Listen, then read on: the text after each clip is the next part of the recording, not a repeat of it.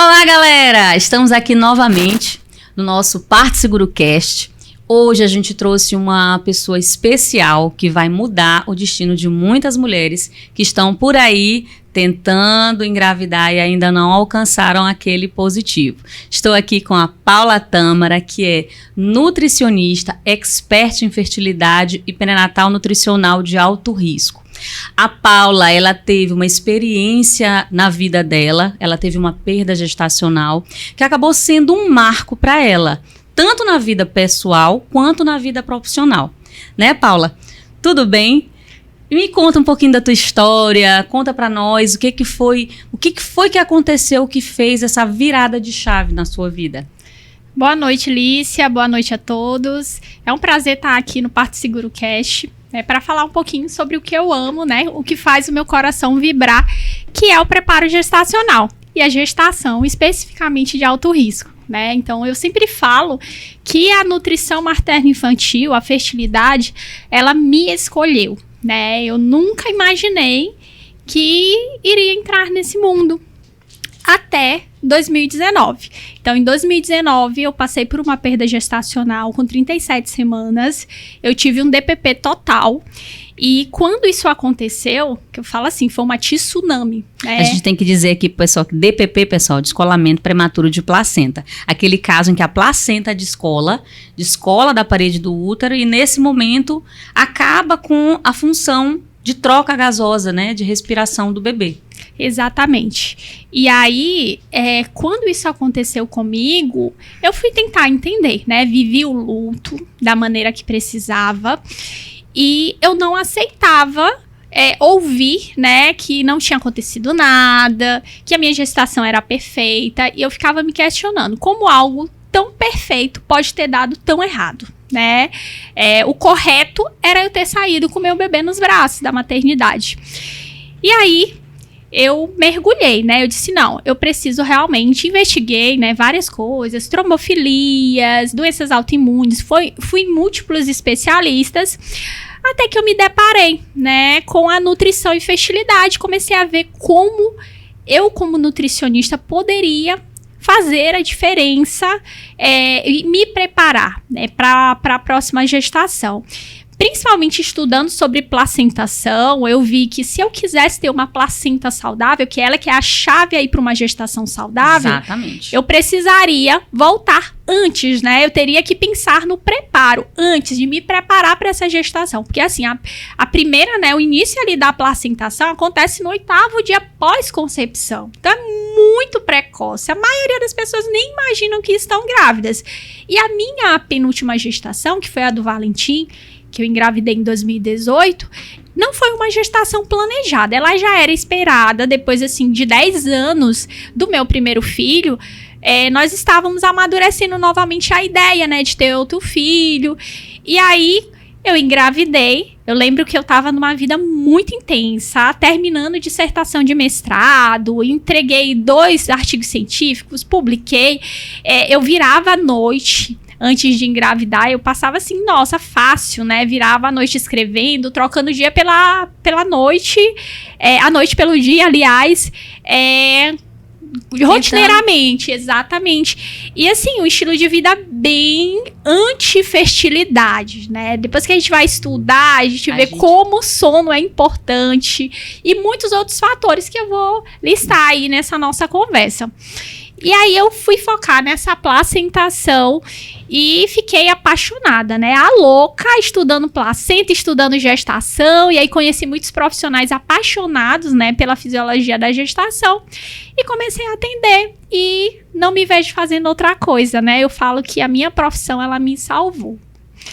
Porque assim, a placenta é a vida. Né, a vida de quem está lá dentro. Não adianta o bebê ser lindo, bem formado, com todos os cromossomos no lugar, se a placenta não estiver adequada, se a placenta não estiver ok. Né? Então, assim, hoje a gente quer dar informações para as mulheres para que elas possam ter esse início de gestação de forma saudável, para que elas possam começar a tentar com o pé direito, porque muitas vezes a gente vai tentando sem muita orientação de nada e acaba fazendo tudo errado, né? Assim, o que é que tu acha, se assim, em relação à nutrição, o que as mulheres podem consumir? O que de alimento que tu acha que faz alguma diferença na vida das mulheres que estão querendo engravidar, que estão tentando? Eu sempre falo que é assim, rotineiramente até no Instagram, né? As perguntas, nossa, Nutri, alimento X faz bem, eu tenho que comer isso, comer inhame, comer beterraba, comer melancia e não sei o quê. E eu sempre falo, comida de verdade, não tem mistério, né? Então, assim, a alimentação de verdade, aquilo que a gente fala, como a fruta, verdura, carnes, frangos, ovos, peixe, é isso, é comida de feira, é você comer o mais saudável possível, alimento da estação. É óbvio que a gente vai focar em alguns nutrientes, né? Porque quando nós avaliamos a função dele nos processos, a produção de progesterona, a gente pensa em ômega 3, vitamina D, né? E outros minerais, a gente vai focando nesses alimentos, mas de um modo geral é comida de verdade mesmo. Inclusive existe hoje, os trabalhos falam de um padrão de dieta mais favorável à fertilidade, que seria ali a dieta do Mediterrâneo, né? Sim. Eu ainda não vi nada que essa dieta não seja boa, pra fertilidade não seria diferente. Então assim, é comida mesmo de verdade, mais carne branca, frutos do mar, em detrimento da carne vermelha, que a gente aqui no Brasil tem um padrão de consumo de carne absurdo. Eu vejo no consultório diariamente os pacientes consumirem carne vermelha 7 dias na semana. Então, assim, é altamente inflamatório, então é algo que a gente acaba batendo na tecla. E fazer, assim, essa dieta mais antioxidante e anti-inflamatória possível, isso favorece demais, tanto a qualidade, né, desses folículos, como também dos espermatozoides. Sim, como uma mulher que está tentando engravidar, ela precisa melhorar esse padrão oxidativo dela. E a gente sabe que a alimentação ela é fundamental para isso. E hoje a gente vive num mundo do fast food. As mulheres querem tudo rápido, querem os alimentos processados. A vida do nosso trabalho hoje às vezes exige, a gente não tem tempo de preparar. Quem é que tem tempo hoje de fazer uma lancheira? De sair com a sua lancheira de casa. A Nutri, porque ela é minha Nutri, tá, gente? Eu já também consultei com ela, porque eu também sou uma mulher tentante. Estou também querendo engravidar, querendo o meu positivo. Depois do meu primeiro filho, tenho um filhinho de 3 anos e eu ainda não tive o meu segundo filho. Se Deus quiser, né? Alimentação, Paula me dá as orientações, a gente vai conseguir. Mas também tá tudo na mão de Deus. Então, assim, hoje eu tiro por mim. Eu não tenho tempo de andar com a lancheira. Todas aquelas orientações que a gente recebe, você tem que comer isso, você tem que comer aquilo. Tem que ser um esforço, tem que ser determinada. Tem que ter um objetivo, né? Porque as orientações que tu vai dar é que ela prepare os seus alimentos da melhor forma possível, tudo de forma natural, mas a gente vê tudo o que é rápido. Hoje mesmo, eu estava atendendo de manhã, não deu tempo para ir em casa, e aí o que foi que me restou? Eu só tinha 15 minutos para comer. Então, o que me restou? E ali comprar o que era mais fácil para mim naquele momento. E que, na verdade, o mais fácil não é o mais saudável. Então, a gente sabe, assim, que muita coisa influencia negativamente nas mulheres que estão tentando. E, às vezes, a gente nem se dá conta disso, a gente nem sabe. A gente, às vezes, está consumindo alguns alimentos que a gente não sabe que, em vez de a gente estar trabalhando, porque a gente está na nossa vida, como tu mesmo falou, eu estava tentando, eu estava querendo, eu estava fazendo de um tudo, mas nem sempre a gente está fazendo esse tudo da forma certa. Às vezes a gente não está focando no que deve ser feito para a gente conseguir esse positivo. A meu exemplo tá bem aí na cara, né? Eu tô querendo, mas cadê? Cadê que eu tô conseguindo? Então, assim, a gente precisa fazer. Sim. O que tu acha que são os alimentos, assim, que mais prejudicam nessa vida de hoje as mulheres e elas acabam que não sabem que estão fazendo errado? Pronto, além da carne vermelha, que eu falei que é campeão, que as pessoas adoram consumir uma carne aqui no Brasil, tem os fast foods, como você falou, né, que são ricos em açúcares, gordura trans, né, que é algo bastante, que aumenta muito o estresse oxidativo no corpo, farinhas refinadas, então a galera adora, brasileiro ama o pãozinho, né? Pão. Pãozinho glúten, quentinho, então, glúten, maravilha. pronto. Eu sempre converso, eu não sou aquela nutria extremamente terrorista, nossa, que demoniza glúten, que demoniza leite e derivados. Eu sempre avalio individualmente. O paciente gosta muito do pão, se é um caso que aquele alimento ele não faz mal para aquela paciente, porque a gente avalia, né? Tem alimentos que não gostam da gente, por exemplo, leite e derivados não gostam de mim. Eu, em tese, não deveria gostar deles, mas eu amo um queijinho, então uma hora ou outra eu consumo. Sim. E tem muitas pacientes que têm vários desconfortos com glúten, com lácteos. Isso é nítido. Quando a gente faz a dieta de exclusão, nossa, assim, vira outra pessoa, né? Ela fala, nossa, Paula, eu sequei, assim, desincha, o intestino melhora. Então, o problema é que as pessoas acabam extrapolando, né? Consumindo, é o excesso de consumo diário e muitas vezes ao dia, né? Na maioria das vezes. Além disso, cafeína. Principalmente quem tem uma rotina intensa de trabalho, tá ali o dia todinho bibicando café. Eu faço assim, tipo assim, atender, tá ali no consultório, a secretária chega assim, que dá um cafezinho e a gente vai, então, quando a gente termina o dia, a gente já bebeu 2, 3, 4, não sei, perdi as contas de quantos cafés eu já bebi, né? Então, a gente tem que tá atento nisso, né? Sim, eu sempre faço assim o desmame antes de engravidar, até porque hoje os trabalhos mais atuais têm revisões sistemáticas trazendo esse questionamento sobre dose segura de cafeína na gestação, né? Tanto em estudos que estão associando com restrição de crescimento, bebê com baixo peso para a idade gestacional, e aí tem também alterações pós-nascimento. Tem estudos de associação com leucemia na infância, com coisas assim bem sérias, e eu sempre trago essa reflexão para tentante, fora que está associada a aborto também, né? Então a gente vai fazendo esse desmame antes de engravidar, para quando engravidar, eu falo para as minhas gestantes assim, ó, eu não quero que vocês sofram, eu não quero que vocês tenham dor de cabeça por tirar abruptamente o café, mas vamos trocar por descafeinado, porque tem uma quantidade pequena de cafeína, mas tem para enganar o corpo. Ou então, Paula, não consigo descafeinado, o mínimo possível, só pela manhã. Se é um caso de aborto de repetição, aí eu converso bastante com a paciente, a gente vai dando outras estratégias, vamos pro chazinhos, gosto de um líquido quente de manhã, vamos trocar pro chá, né, chás compatíveis aí, se tá gestante um chá de fruta, e aí a gente vai conversando. Por isso é que é importante me buscar antes de engravidar, né, porque a gente tem a oportunidade. Uma andorinha só, uma consulta não vai fazer milagre. Eu falo assim, claro, que é um acompanhamento. É um acompanhamento nutricional. Eu tenho pacientes que estão comigo há um bom tempo, porque são muitas etapas que precisam. É uma vida inteira de erros alimentares, né? Então, até a gente chegar ali na hora certa para que a pessoa está favorável ali, de fato, para fazer o que precisa ser feito durante a gestação.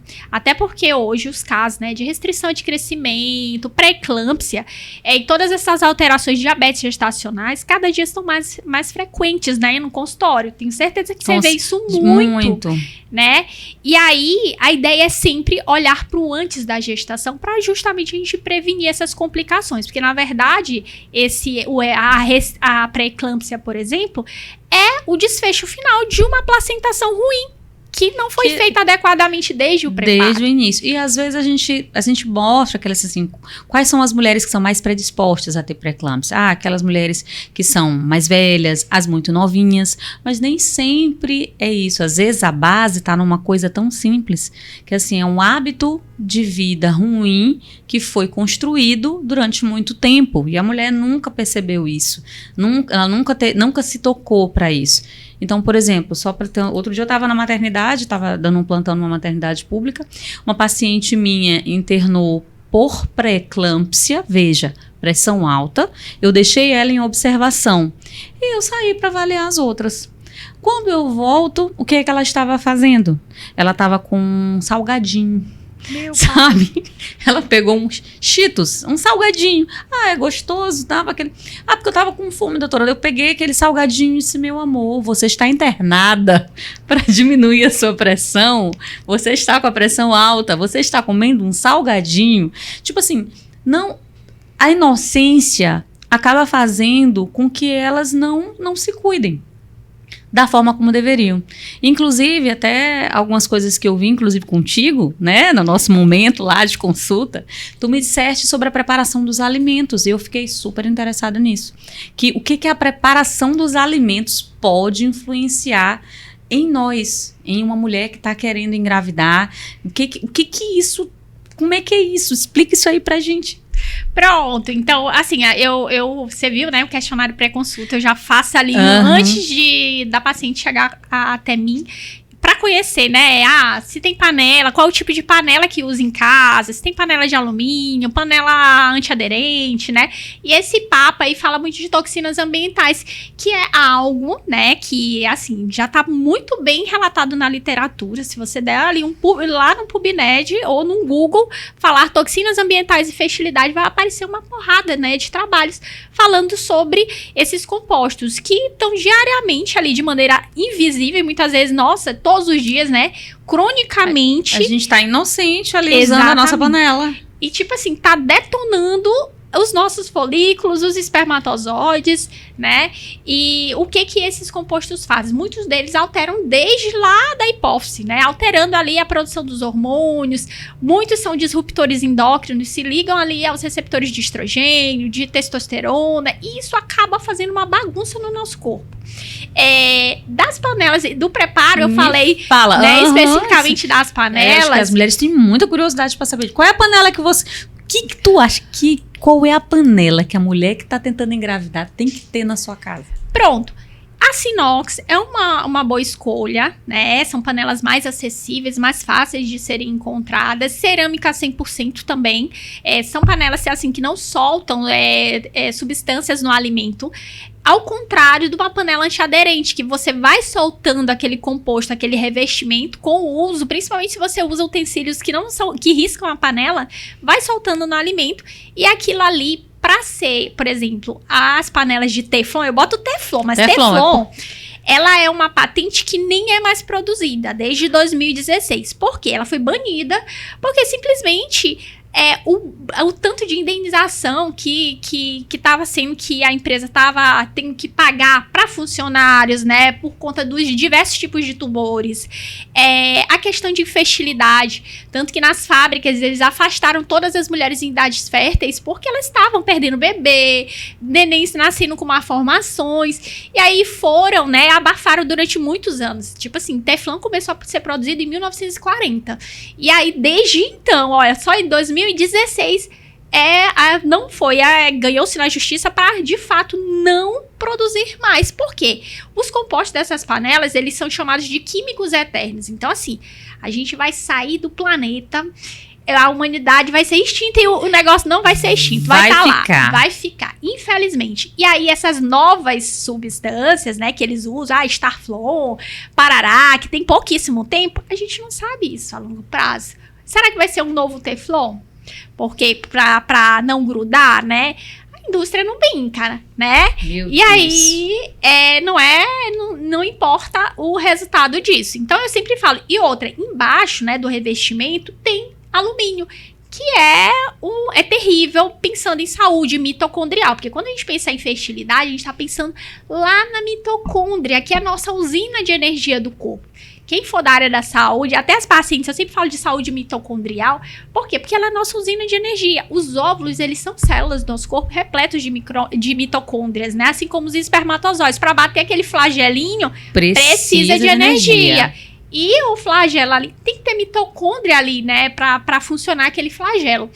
E aí, os metais tóxicos, dentre eles o alumínio, que é o que a gente tem mais contato na água que a gente consome, nas panelas, aquela folhinha que a gente gosta de cozinhar, né? Tem alumínio, os enlatados. Então, tudo isso, essa contaminação diária, isso vai prejudicando o funcionamento da mitocôndria, que é onde é produzido os hormônios sexuais, então progesterona, estrogênio, testosterona, tudo é ali na mitocôndria. Se a mitocôndria tá cansada, tá fadigada, não tá funcionando bem, a produção hormonal também não vai estar. Então, assim, Paula, então, tirar a panela, né, trocar por essas que não vão soltar nada, como a Sinox, cerâmica 100%, vidro, aço cirúrgico. Mas eu falo, gente, panela de aço cirúrgico é pra deixar de herança, porque uma panela é 5 mil reais. Sim, gente. E aí, mas dura claro. 50 anos. Dura 50 anos. Não, gente. Se uma de Teflon, às vezes o povo tá lá fazendo, a panela já não tem mais nem aquele negócio lá, e Sim. o povo tá fazendo em 10, 15 anos, imagine uma de aço cirúrgico, né? Isso, mas dá pra deixar de herança. Então, quem quiser investir e deixar pros netos, pode comprar uma panela. Com certeza de vai ter aço uma linhagem mais saudável, né? Se Pronto. comprar. É um investimento na saúde. Exatamente. Outra fonte de alumínio diária é o desodorante. Desodorante convencional, ele tem alumínio para inibir a transpiração. Então, hoje, a gente encontra fácil aqui em São Luís vários locais que vendem desodorante sem alumínio e na internet também. Então, tem lá a base de alumínio de potássio, que é uma pedrinha que molha e passa. Ela tem uma durabilidade muito boa e, tipo, segura mais do que os desodorantes que são sem alumínios, que você, como é mais natural, gente, tem que repor várias vezes ao dia, né? Então, acaba que muita paciente não se adequa. Isso, tem até o desconforto, porque assim, hoje o que se faz aí de desodorante é pra ficar 24 horas. 72, então, 72 horas. imagina, Aí bota, imagina a quantidade que de não alumínio. deve ter. Exatamente. E isso tudo, eu já peguei paciente assim com alumínio acima de 100, que o laboratório não conseguiu nem quantificar. E aí, eu lembro que ela é farmacêutica, ela me ligou desesperada, dizendo assim, Paula, pelo amor de Deus, meu exame deu acima de 100, mulher, meu pai morreu de Parkinson. Ela falou, na hora que ela falou isso, eu digo, os trabalhos falam, né, desses metais tóxicos, que eles têm afinidade pelo tecido nervoso. Então, eles se acumulam no cérebro, nos ossos. Então, a gente não tá falando só de fertilidade. Afeta a fertilidade? Afeta, mas afeta a saúde. Então, doenças neurodegenerativas são, sim, associadas a esse excesso, né, de metais tóxicos no corpo. Então, a gente tá falando de coisas aí ao longo da vida. A gente tá vendo que, sim, não se trata só das mulheres tentantes, né? Sim. Porque, tipo assim, todo mundo tá consumindo. Exato. Então, acaba que vai acabando com a saúde das pessoas. E isso é complicado para as mulheres que estão tentando engravidar. Às vezes o marido, o parceiro ali tá consumindo, tá em excesso de coisas que tá prejudicando a saúde e a fertilidade dele. Consequentemente, ela não vai conseguir engravidar. Então, ela não pode se preocupar apenas com ela.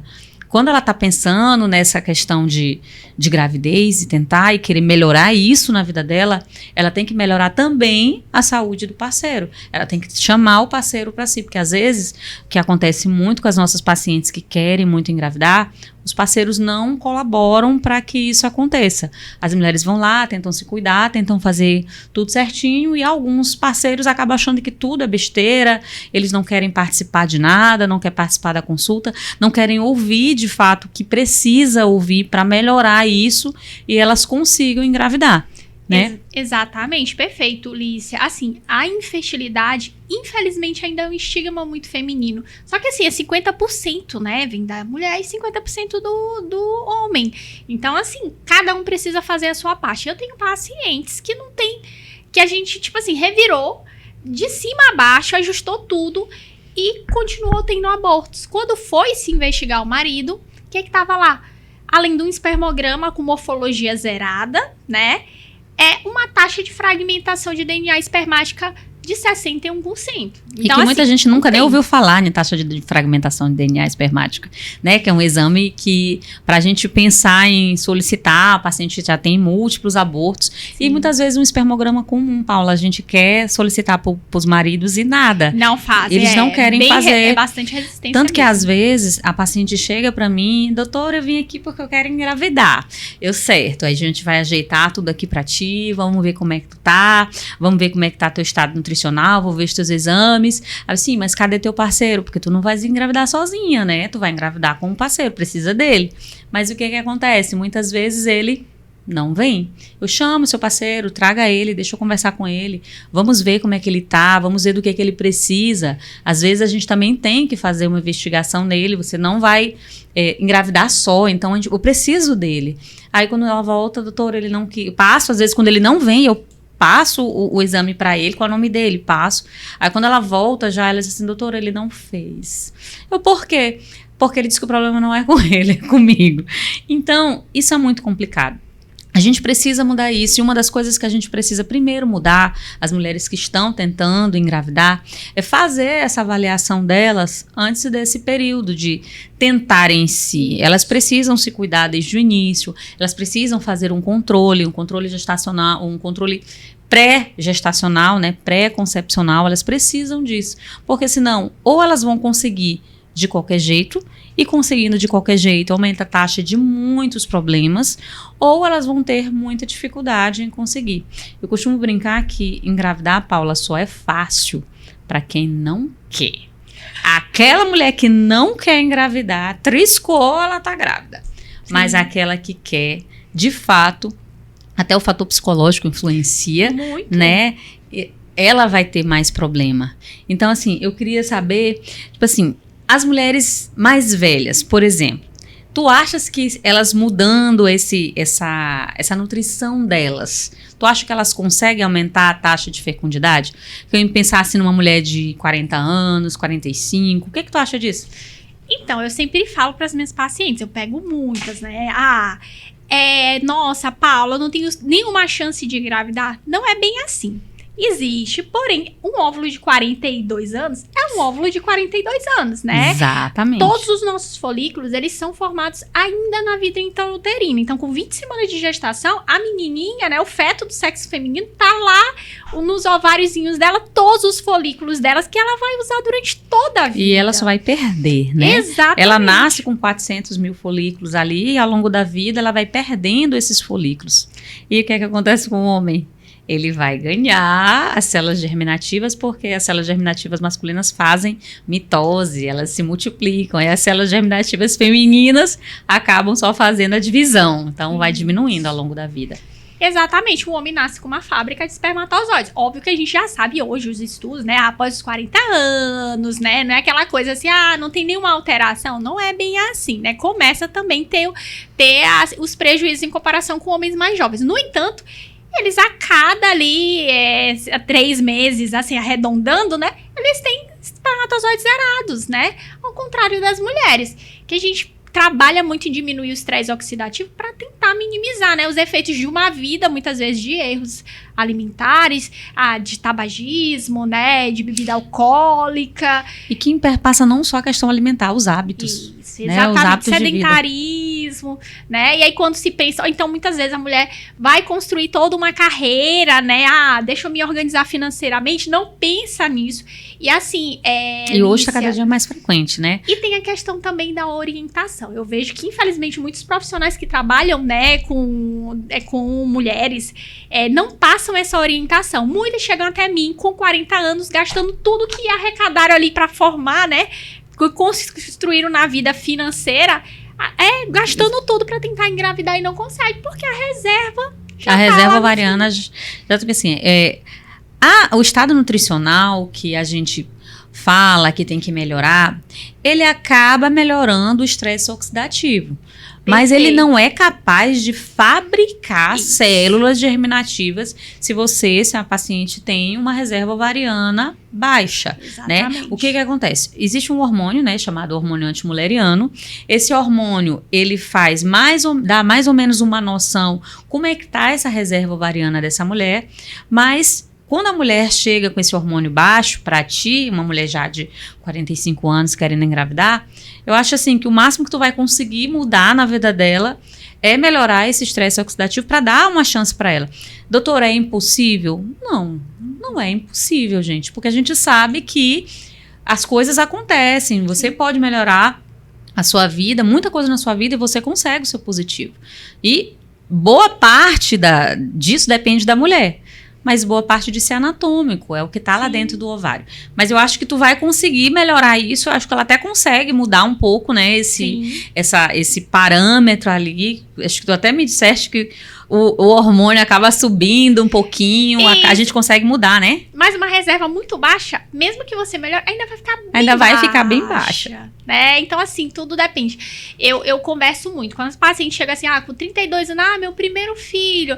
Eu peço, né, uma avaliação, eu digo, encaminho pro gineco, pro festileuta, dependendo do tempo que tá, porque, assim, as pessoas às vezes estão 2, 3 anos tentando engravidar. Sou nova, mas 3 anos tentando engravidar não é esperado, mesmo que se tenha ali 25 anos, tem que procurar ajuda. Então, um ano de tentativas sem sucesso, eu já encaminho pro Fertileto. Eu digo, ó, você vem comigo, beleza, a gente vai tratar, deixar a casinha arrumada do ponto de vista nutricional. Mas a gente precisa do médico pra ver como é que tá a trompa. Eu não consigo ver, porque assim, a trompa, como é que eles vão se encontrar? Eles vão se encontrar, exatamente. Precisa se encontrar. Então tem que ver se tem alguma coisa no endométrio, se não tem ali uma endometrite, né? Enfim, investigar de repente trombofilias quando é casos de aborto de repetição. Então eu encaminho, vamos encaminhando para cada profissional. E assim, a parte, frisando aqui, a parte emocional, ela precisa ser vista também, né? Então assim, a gente faz esses caminhamentos, né? Porque assim, a cabeça, né, de uma mulher que luta ali contra a infertilidade, nossa, precisa ali de um acompanhamento psicológico, que não é fácil, né? Os tratamentos de reprodução assistida, principalmente, eu pego paciente que às vezes passou por 5 FIVs, até chegar a mim, ela disse, Paula, eu vim tentar a nutrição pra ver se dá certo. Eu digo, pelo amor de Deus, desde o início já era pra começar o tratamento de reprodução, vamos pra Nutri. A Nutri Infertilidade, né? Deixando claro aqui que cada área, né? É importante. É importante a gente trabalhar, porque é um olhar completamente diferenciado, né? Assim como para a gestação também, a gestante não é um adulto grávida, é um outro departamento, né? Então, assim, eu pego muita paciente que, tipo, vinha de um nutricionista esportivo, mas começou as coisas desandar ali. A paciente ganhando peso absurdamente, um neném entrando em restrição. O que tá acontecendo? É o olhar que tem que ser diferenciado para a gestação, né? Tem que ir para o especialista em gestação. Em gestação. Inclusive, tu falaste uma coisa interessante, que eu lembrei de um caso de uma paciente que ela fez mais ou menos 10 FIVs.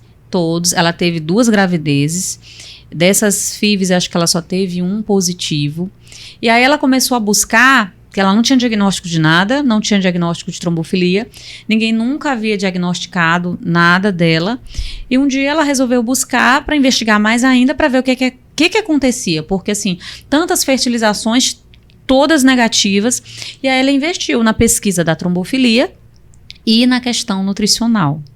Pasme, está gestante, e o bebezinho dela vai nascer agora em março, né? Então assim, como a nutrição mudou a vida dela. E a gente fala, gente, que assim, nutrição não é só aquilo que se come, é também todo o acompanhamento de suplementação orientada, saber o que deve consumir, saber exatamente quais são os suplementos que são necessários, o que está faltando, o que está demais, que às vezes as pacientes vai lá na farmácia, eu quero tal coisa porque eu ouvi falar que tal coisa é boa, eu preciso de coenzima Q10, eu vou te dar um exemplo que eu até te perguntei. Coenzima Q10 vai aumentar a minha fertilidade, então eu quero tomar coenzima Q10. Mas assim, de qualquer jeito, sem medir nada, sem ter nenhuma quantidade. Então, é necessário que seja feito dessa forma, que seja procurado um profissional que sabe lidar com essa área, que sabe lidar com a nutrição da gestante, que possa orientar, né? Recentemente, outra paciente que eu tive, essa já estava gestante, né? Eu encaminhei ela para ti, vou até falar dela aqui, eu encaminhei ela para ti, ela não estava ganhando peso, não conseguia, o bebê começou a não entrar em restrição, porque não é restrição ainda, mas a diminuir o percentil, né, do peso. E aí ela começou a ficar extremamente preocupada, e aí a gente sabe que, como tudo na vida, o estresse, a preocupação, a falta de sono impede que as coisas aconteçam da forma como precisa. E tudo isso alinhado a uma nutrição que não está sendo adequada, faz com que a massa acabe desandando. Então aí tu atendeste ela e ela acabou recuperando, que a outra vez que ela voltou eu até achei, nossa, tu tá tão bem, tu tá tão leve. E isso que é importante, a gente saber que assim, existe uma maneira de melhorar. Com certeza, e cada dia na gestação importa, Alice. Eu pego paciente no 3º trimestre, tipo assim, Nutra, eu não sei se dá pra fazer alguma coisa. Eu digo, dá, vamos tentar fazer. A gente vai correr atrás. É o ferro que tá baixo? Vamos fazer uma cartinha pro GO, passar um ferro endovenoso pra subir mais rápido, né? Porque ferro oral tem hora que não dá conta, né? Então a gente bota ali a cartinha pro GO. Tem aquela história da anemia, porque a gente tem a anemia fisiológica da gravidez, né? Então, que é hemodiluição, exato. É hemodiluição. E aí, como é que tu maneja isso? Às vezes uma paciente chega pra ti E aí o obstetra, não, ela tá hemodiluída. E aí, o que tu faz? Pois é, então assim, eu faço assim um relatório, né? Então, eu primeiro vejo sinais e sintomas, que ferro oral é terrível pra dar sintoma gastrointestinal. Então, é uma paciente que vomita a gestação inteira. Aí tu tá com ferro oral ali, aí prende, constipa aquela paciente. Eu mesma, nossa, eu tinha uma constipação terrível. Quando eu fiz o endovenoso com 20 semanas, assim, voltei a funcionar. Vixe, Maria! Muito, fiquei muito tranquila.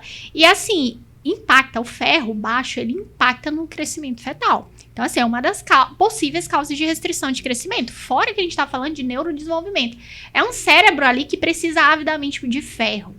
Tudo, eu trabalho a partir do 3º trimestre muito nesse foco na saúde do cérebro do neném. Né, que é o primeiro sistema que começa a se formar e o último a terminar. Depois do nascimento, o cérebro ainda está se desenvolvendo. Continua. Então, a gente tem que focar nessa saúde, né? Então, assim, eu geralmente, no início eu tinha muita tipo assim, não funciona.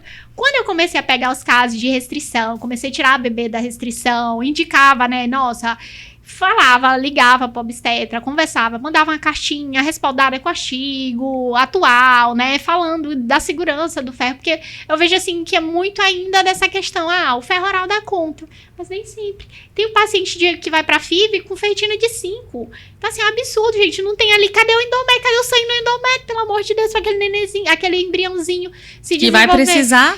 Todas as enzimas, né, relacionadas à produção dos hormônios esteroides, elas são dependentes de ferro. O ferro é muito importante para a saúde feminina. Fora que a gente perde, né? Todo mês. Quem não usa anticoncepcional tem aquela perca ali de sangue. Então, é um nutriente que tem que estar ok. Eu falo para os pacientes, vamos deixar o estoque bem, a ferritina, né? A gente avalia, né? Óbvio que o parâmetro para avaliação é hemoglobina na gestação. Sim. Mas existe a anemia por deficiência de ferro e também por outros nutrientes. Nem sempre a anemia é por deficiência de ferro. Mas a ferritina, ela é um marcador mais precoce de deficiência. Então, quando a gente começa a ver, é o primeiro a baixar. E por exemplo, eu nunca tive um HB baixo, mas minha tireoide alterou, eu me senti extremamente cansada e o negócio tava desandando ali. E aí, a minha obstetra maravilhosa, né, pegou e passou o ferro inject pra mim, que foi um alívio, né, fiquei tranquilíssima, não usei mais ferro oral na gestação. E foi super de boa, e nasceu aquela coisa linda, né, o meu Elias, o meu bebê arco-íris. Ele tá aqui, gente, ele tá ali fora. O meu bebê arco-íris, maravilhoso, assim, eu fui pronta pra guerra, Alicia, quando eu quis engravidar, me preparei, né, então assim, o meu preparo começou ali a partir de 2019, quando eu comecei a estudar sobre fertilidade e buscar montar a minha equipe, né, eu fui olhando, nossa, eu quero os melhores comigo, e eu já trabalhava muito a Suânia, né, que é aqui da equipe Luz, eu já trabalhava, tinha muitas pacientes em comum com ela, e aí eu escolhi assim, não, eu quero a Suânia, porque eu quero ter um parto normal. Eu tive uma experiência, minha primeira experiência de parto, ela foi, assim, desastrosa, né, foi um parto normal, nada humanizado. Foi parto normal mesmo? Do meu primeiro filho, foi um parto normal, na época foi no SUS, né, não tinha lei de acompanhante funcionando nada, eu parei sozinha, foi assim, eu sou a pessoa que tinha todos os motivos pra não querer um parto normal. Mas eu tive o DPP, né, o descolamento total de placenta, e foi uma cesárea de urgência, né, porque não tinha como meu filho nascer. Então, tu tiveste um primeiro filho, Sim. que nasceu de parto normal, e a segunda gestação foi esse desfecho que tu tiveste. Exatamente, foi a cesárea de emergência. Então, assim, eu tinha trauma da cesárea, né, e eu, por conhecer os benefícios do parto normal, a cesárea sempre foi algo que eu vi para salvar a minha vida, e de fato fez. Foi o que salvou a minha vida, né, da gestação do Valentim. E eu disse, não, eu esperei 2 anos, né, então eu lembro que a médica que eu fazia pré-natal, ela falou, olha, tempo total, assim, se tu, pra esperar, o mínimo 1 ano, mas assim, pra cicatrizar 2 mesmo, anos 2 anos. É o ideal. Eu não tava pronta psicologicamente ainda pra gestar, né? Eu fui me preparando, fui convencendo o marido também de... Nossa, pro marido deve ter sido também punk, né? Nossa, ele ficou traumatizado, ele tinha muito medo de eu morrer. E ele tava comigo o tempo todo, né? Então, assim, ele assistiu o parto, eu acabei... O parto cesárea, ele assistiu? Isso, ele assistiu. E assim, como foi eu perdi muito sangue, então eu levei anestesia geral. Pra mim, assim, apaguei, né? Não vi meu filho. Ele viu meu filho saindo sem vida, eles ressuscitando, tentando reanimar ele, né? Então, assim, foi muito difícil, foi muito traumatizante. E as pessoas sempre, quando nos viam, ouviam ele, perguntavam por mim, como se ele não tivesse passado. Como, tipo Sim. assim, é um luto. Se o luto de uma mulher, muitas vezes, é invisibilizado, do homem não existe, Não né? existe. De um bebê que morreu na barriga, né? Porque o nosso filho, ele foi um natimorto, ele já nasceu sem vida. E aí... pra ele foi muito puxado, ele não queria, ele, não, Paula, se for pra eu te perder, eu não quero mais filho, eu prefiro não engravidar. E eu vejo isso muito nas minhas pacientes, o temor do companheiro, né, pela vida, porque assim, toda gestação traz risco, gente, umas mais, outras menos, mas você tá gerando, né, uma nova vida de células microscópicas, gente, tá crescendo um ser ali, se desenvolvendo do zero. Então, assim, as pessoas, às vezes, muitas mulheres, como essa tua paciente que tava comendo ali o salgadinho, já tinha aberto um quadro de pré-eclâmpsia, né, de pressão. Pois é. E assim, as pessoas não têm noção.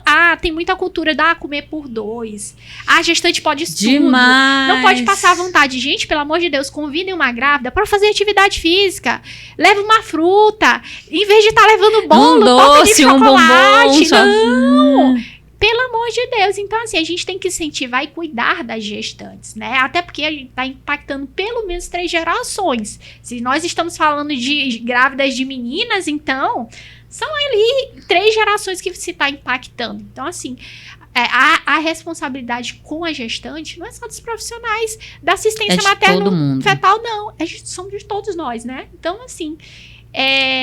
essa é a minha consciência, a minha bandeira, né? Então eu bato muito na tecla do preparo, sou chata mesmo com as minhas grávidas, né? Eu não sou terror, como eu falo, eu não sou aquelas xiitas, a não ser que seja um caso mesmo muito extremo que eu diga, não dá pra ter exceções. Mas eu converso muito e no geral, assim, é muito boa a adesão. São poucas, assim, realmente quando não se quer, não se faz e tá tudo bem. Né? A gente não vai conseguir salvar todo mundo, infelizmente. Uma história triste, falando aqui, eu tive uma vez uma paciente, quando eu estava na residência, a gente faz aquele acompanhamento lá no SUS, e era época próximo à Páscoa, e era uma paciente que tinha diabetes gestacional, que ela sabia, veio fazendo controle de dieta, e aí próximo à Páscoa ela veio com a glicemia, assim, totalmente errada, disparada. E a gente não entendia, porque a gente vinha controlando aquilo. Aí eu disse, o que foi que aconteceu? Por que a tua glicemia aumentou desse jeito? Houve algum fato? A gente pensa logo de fato numa alimentação ruim. E aí ela disse assim, não, doutora, porque é Páscoa e é costume da minha família. Eu só comi um ovo de Páscoa para uma paciente já em 3º trimestre de gestação e toda descompensada, né? Tentamos compensar essa gravidez novamente, mas assim, infelizmente, o que houve? Um desfecho pior possível, né? Ela teve um óbito intraútero e a causa principal foi hiperglicemia, né? A glicemia. Mas assim, ela poderia ter feito alguma coisa? Poderia. Se ela tivesse tido a consciência de fato de que se ela tivesse melhorado a alimentação, tivesse mudado todos os hábitos, ela estaria com o bebê no colo. Mas ela acabou que negligenciou, as pessoas que estavam ao lado dela também não negligenciaram. Nós temos essa cultura, essa política de fazer, a gestante precisa comer, precisa se alimentar, precisa estar bem nutrida e não importa o que está comendo, e acabou que ela perdeu, né, um bebê já com 36 semanas de gestação. Então, é uma situação complicada. Gente, é extremamente importante que haja essa mudança de mentalidade em relação à alimentação. Porque se a gente não mudar isso, a gente vai continuar tendo desfechos ruins e vai ficar sem saber por quê. Exatamente. E assim, o que são 9 meses? Eu falo para as minhas pacientes, tá tão pertinho, aguenta. 3º trimestre é a fase mais crítica, né? E assim, a fase que o corpo, a partir de 24 semanas, a placenta começa a liberar o lactogênio placentário humano, aqueles hormônios ali que vão causar uma resistência à insulina absurda. E tipo, eu falo para as pacientes, olha, teu bebê agora vai receber glicose de canudinho, não é à toa que tu vai fazer o teu HPG, né? Isso, entre 24 exatamente. e 28 semanas. Isso aqui é diagnóstico precoce, não quer dizer que no final da gestação você não vai ter uma diabetes gestacional, porque muita gente diz, não, O exame deu normal, pronto. Aí taca pau no carboidrato, né? Sem dó nem piedade. E aí vem o diagnóstico, é um bebê microssômico, aí não sabe que a circunferência tá absurdamente alta, né? Aí não sabe por que o líquido aumentou. Não. Meu bebê é lindo, ele é grande, ele tem 4 quilos e maravilhoso, mas é um bebê de vidro, como a gente chama, um bebê extremamente frágil, Sim. né? Que precisa de cuidados imediatos, ver glicemia o tempo todo, é um bebê grande que vai parar na UTI. Sim. Né? Não, e assim, há um ganho absurdo de peso de 20 quilos. Nossa, ganhou quanto da gestação? 22 quilos. Gente, isso é um absurdo, assim, de ganho de peso, né? Hoje, assim, os trabalhos mais atuais falam entre 7 e 9 quilos, né? Nem aquelas tabelas, a tabela oficial do Instituto de Medicina eu nem gosto de usar. Eu mostro para paciente, ó, oficialmente a gente tem isso aqui, mas a gente vai trabalhar com essa faixa de ganho de peso, tá? Tem paciente que precisa ganhar mais, tem paciente que precisa ganhar menos.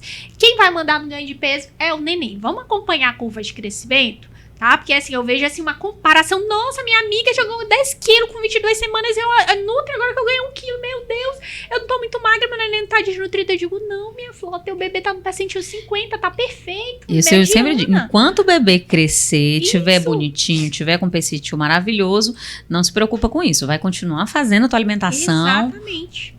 E assim, ninguém vai passar fome. E assim, as pacientes ficam encasquetadas. Porque, nossa, Paula, não ganhei muito peso como na gestação anterior. Meu neném cresceu super bem, nasceu super saudável. A pessoa falava assim, nossa, é só barriga. Realmente era só o neném ali, né? Mas estava crescendo lindamente. Paciente super bem. Não ganhar esse excesso de peso na gestação, inclusive, ajuda no pós-parto a voltar pro peso mais rápido. A voltar pro peso mais rápido. Então, muitas mulheres acabam retendo muito peso. E justamente por esse excesso. Mas tu sabe o que acontece? Muitas delas se confiam na amamentação. Sim. Essa assim, não, eu vou comer, eu vou fazer a minha vontade, porque eu tô com desejo. Na amamentação eu perco tudo.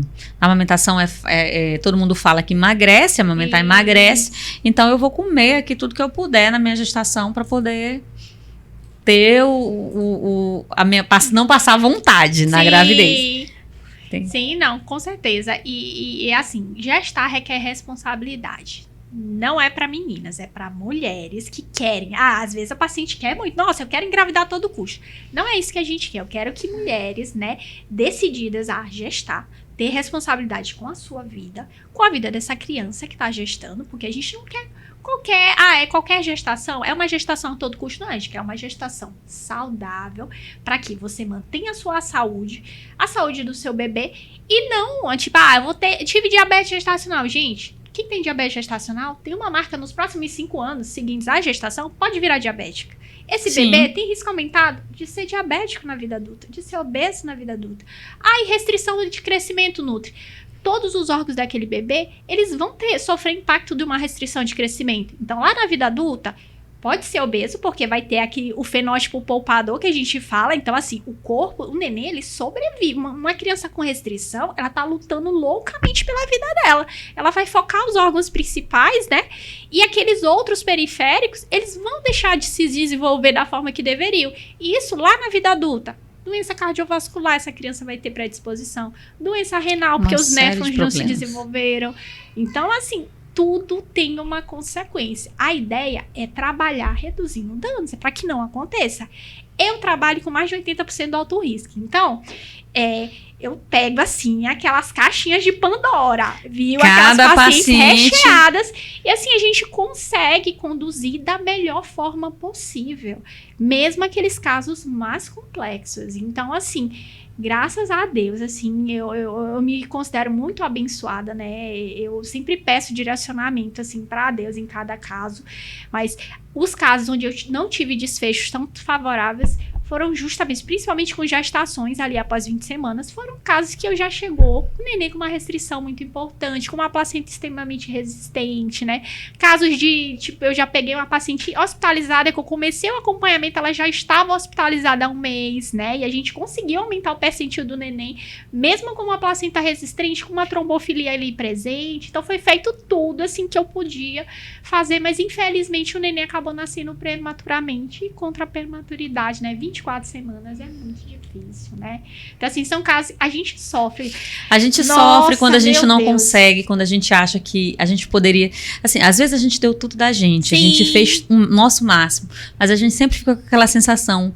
eu poderia ter feito mais, talvez se eu fizesse tal coisa, mas assim, às vezes, infelizmente, nada do que a gente pode fazer vai mudar aquele desfecho. Exatamente, por isso é que eu falo assim, eu não gosto de ser a nutri apagadora de incêndio. Eu não quero que chegue pra mim uma diabetes descompensada. Eu não quero que chegue pra mim uma paciente com uma placenta já resistente, que tipo, o neném já tá entrando em restrição. Eu não quero esses casos. Eu quero que a paciente me procure lá antes de engravidar, porque eu tenho a oportunidade de fazer o possível do ponto de vista nutricional para que ela tenha uma gestação mais saudável. Favorável possível.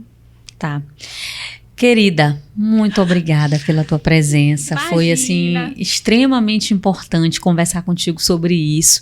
Sobretudo para mim, que também sou uma tentante. Se tu pudesse dar uma mensagem, um recado para as mulheres que estão nos ouvindo e que querem muito engravidar, elas sonham com esse positivo dia e noite, o que tu diria como um profissional especialista nessa parte nutricional? Que recado, assim, principal, se tu pudesse dizer assim, faça isso. O que é que tu diria para essas mulheres? É uma frase que quando eu comecei a movimentar muitas redes sociais eu falava muito, né?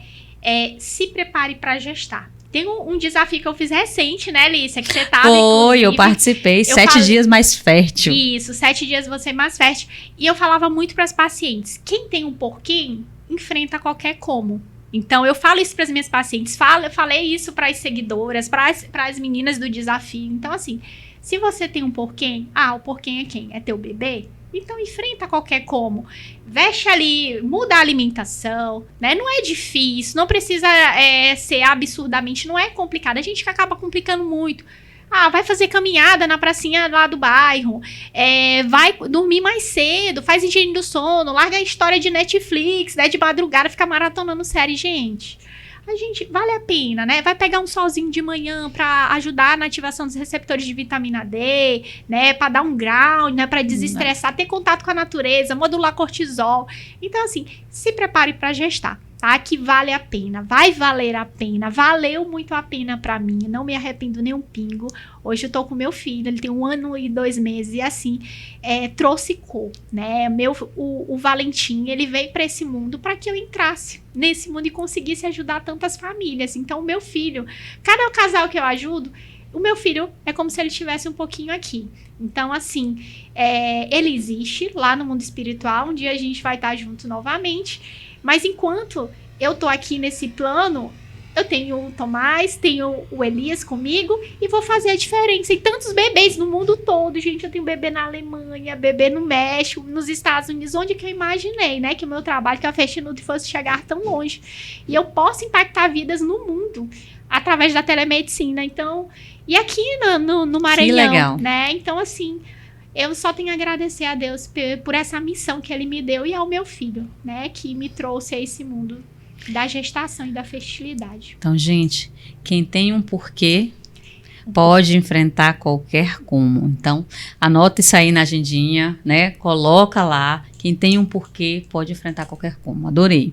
Muito obrigada pela tua presença, pela tua participação. Foi extremamente importante. Quem está nos ouvindo, segue a gente nos canais. Nós temos o Instagram, nós temos o canal aqui. Assina o sininho lá do Spotify. Envia para aquela amiga que precisa muito ouvir essa mensagem hoje, que pode fazer muita diferença na vida dela, tá? Tchau, tchau. Tchau, tchau. Obrigada.